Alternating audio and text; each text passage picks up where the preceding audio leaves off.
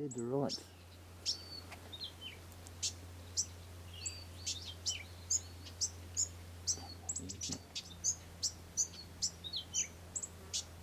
Yeah, you should have put it in the sun.